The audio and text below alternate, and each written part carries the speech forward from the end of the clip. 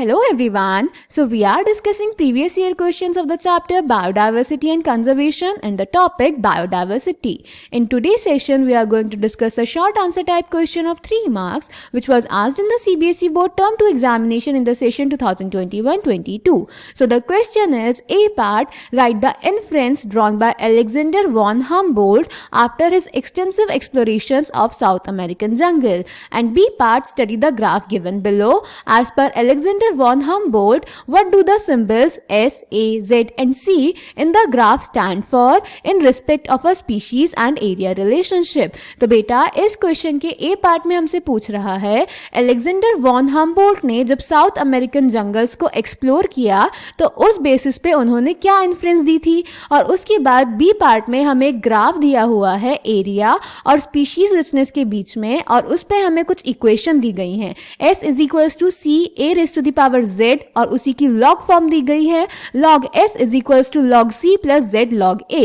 तो बेटा B part में हमें बताना है कि इन इक्वेशंस में symbols S, A, Z and C क्या बता रहे हैं with respect to species and area relationship. Clear? So let's check the answer. तो बेटा ए पार्ट में हमें बताना था कि अलेक्जेंडर वॉन हम्बोल्ट ने साउथ अमेरिकन जंगल्स को एक्सप्लोर करके क्या इन्फ्रेंस दी थी। तो बेटा अलेक्जेंडर वॉन हम्बोल्ट ने बोला था जैसे जैसे एरिया बढ़ेगा वैसे वैसे स्पीशीज रिचनेस भी इंक्रीज होगी। सपोज आप एक छोटा सा एरिया ले रहे हैं तो इस छोटे से एरिया में स्पीशीज रिचनेस और स्पीशीज ग्रोथ एक लिमिट में रहेगी। उसके बाद अगर आप एरिया बढ़ा दे तो इस बढ़े हुए एरिया में ज्यादा एरिया में species richness species growth increase हो जाएगी क्योंकि उसको ज्यादा एरिया मिल गया। कम एरिया में वो कोई भी स्पीशीज कम ग्रो करेगी, ज्यादा एरिया में कोई भी स्पीशीज ज्यादा ग्रो करेगी। पर सपोज आप एरिया बढ़ाते जाएं और बहुत ज्यादा कर दें, सपोज आप पूरा वर्ल्ड ही कंसिडर करें, तो बेटा एक टाइम पे आके तो स्पीशीज की ग्रोथ लिमिटेड हो जाएगी ना। ऐसा थोड़ी ना है कि स्पीशीज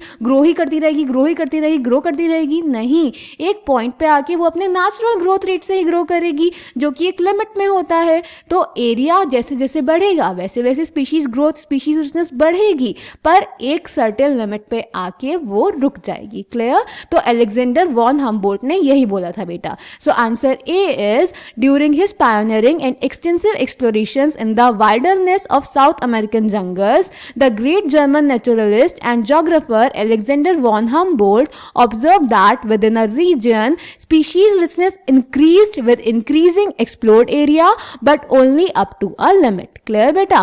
Then B part में हमें ग्राफ दिया हुआ है। ये ग्राफ हमें दिखा रहा है बेटा एरिया और स्पीशीज रिचनेस के बीच में रिलेशनशिप जो हमें अलेक्जेंडर वॉन हम्बोल्ट ने समझाई थी। उन्होंने कहा था जैसे जैसे एरिया बढ़ेगा स्पीशीज रिचनेस बढ़ेगी, पर ये इंक्रीज सिर्फ एक लिमिट तक होगा, उसके बाद आगे ये कांस्टेंट हो जाएगा। इसीलिए ये ग्राफ आ रहा है। जैसे जैसे एरिया बढ़ रहा है स्पीशीज रिचनेस बढ़ रहा है एरिया, स्पीशीज रिचनेस भी बढ़ रही है, पर उसके बाद एरिया बढ़ता जाएगा और स्पीशीज रिचनेस एक पॉइंट पे आके लिमिट हो जाएगी। क्लियर?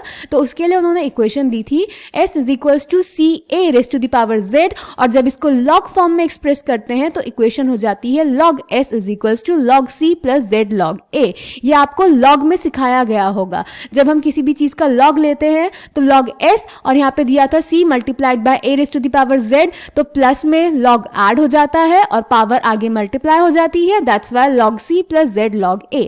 क्लियर? इसमें हमें बी पार्ट में बताना था कि सिंबल्स S, C, A और Z क्या डिपिक्ट कर रहे हैं। तो बेटा इस इक्वेशन में S शो करता है स्पीशीज रिचनेस, A शो करता है एरिया, Z शो करता है लाइन का स्लोप, उसको हम रिग्रेशन कोफिशिएंट भी बोलते हैं, और C शो करता है बेटा Y intercept. Clear? So answer B is S is equals to species richness, A is equals to area, Z is equals to slope of the line that is regression coefficient, and C is equals to Y intercept. So I hope this question is clear to you. Thank you.